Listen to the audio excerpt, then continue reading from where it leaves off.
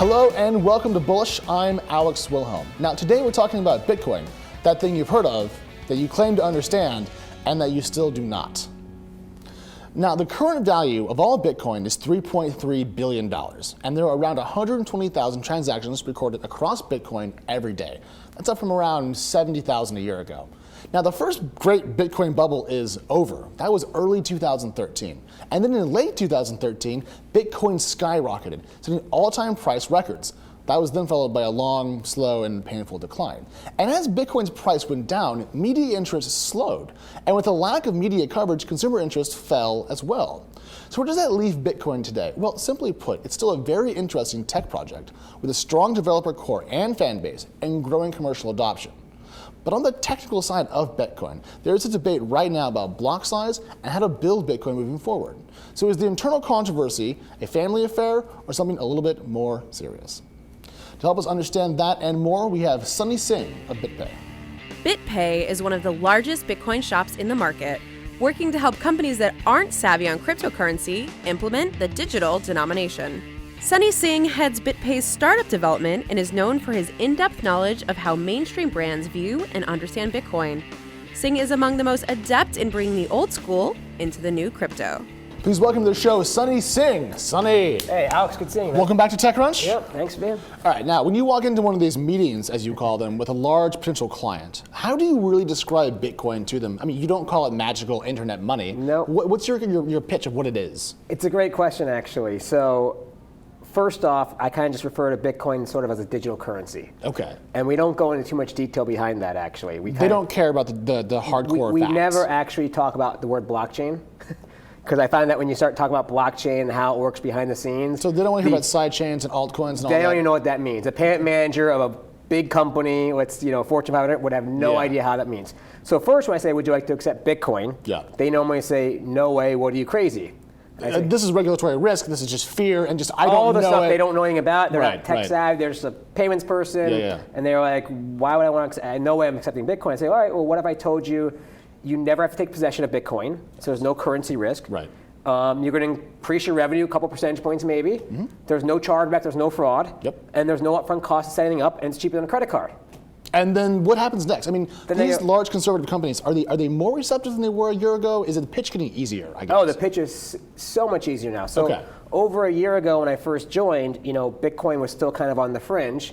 And there were really no retailers over $1 billion accepting Bitcoin. Well, there was Overstock.com. They but just kind of started really right just around one back then. Yeah, it was nascent. So now, 12 months later, or 14 months later, since I've been here, you've got over 30 retailers over $1 billion. So Bitcoin. You would say the pace of adoption is therefore accelerating. Oh yeah, and so they're calling us up now every day now. So rather than me going out and pitching to a Microsoft, a Newegg, a Tiger Direct, a Warner Brothers, Zynga, and all these stuff, they're calling us up saying, how do we accept Bitcoin? And we're actually in RFPs. Okay. Where we have to compete against other vendors. So you've gone from redheaded stepchild to belle of the ball. Yes, to formal in 14 RFPs. months. Block size has been controversial, and Bitpay has a position on this. You guys have come out in favor of raising the blockchain size limit to how many megabytes? So I think we had 8 on that. 8. So you're part of the 8 team. Right, but actually, in all fairness, we don't really care what kind of size it's going to be. We think it should be raised in some aspect, actually. So we haven't. Larger is better, but if it's not 8, if it's 10, you're fine. We're happy to work with it. Jeff Garvik's on our team. He's part of the BIP 100. He wrote that protocol actually, so we're fine with that too. Yes. More importantly, we think it should be raised. However, it's not like mission critical that has to be done. There's still so much room to grow in the blockchain right now. It could double or triple and won't have any issues right now. Sure, but I mean, with Bitcoin XT knocking down the door, I'm curious, do people outside of our little hardcore community actually care about this? Because we talked about adoption and these large corporations, and they just want to hear about how to get money. Right. And then we sit on the other side of the fence and talk about these really arcane details. So is there any crossover? Does it spill out? Very few. So none of my merchants would ever call me up and saying, hey, where do you guys stand on this blockchain and XT? And they would have no clue about that. Okay. And so on the Bitcoin community, though, we are all working together, which is great. So in a couple weeks, there's actually a conference happening in Montreal, which maybe it's top secret. Is that in Canada? Yeah. That's still a thing. Okay. It's a great, so, and maybe I'm not supposed to tell you, but there's actually a secret meeting, I don't know if it's secret, it's a meeting of all the Bitcoin community heads, so to speak. Yeah. So my CEO, Stephen Pear, is going there, and then all the miners are going to be there actually to talk about the blockchain size. and kind of work it out and hopefully resolve it and come up with a good solution. And when is this happening? In a couple weeks in Montreal. A couple weeks. So we should all Just go to don't, just Montreal. don't tell anyone that. Okay, we'll tell absolutely no one that. One thing I've noticed very much so the last 12 to 18 months actually is that when Bitcoin's price goes up, media interest goes up, and then drives consumer interest. There's kind of a virtuous cycle, if you will, of these different things working together. In the last year, we've seen kind of a trough of price change, and then we've seen a trough of media coverage, and then a trough in consumer interest, kind of largely. What can reignite that cycle? Everyone wants to learn about Bitcoin. And also you read about startups every day popping up, and new exchanges happening Yes. up in Japan, Asia, Brazil, all these types of things. So the momentum that's happened, I mean, it's funny, like people always say, well, what's happening with Bitcoin? I haven't heard about it in the media much. Right. So they assume it's like gone out of business or something like that. Well, you can't go. But to summarize, then, you've never been more bullish about Bitcoin than you are right now. The ecosystem that's been built in the last year is truly been amazing, actually.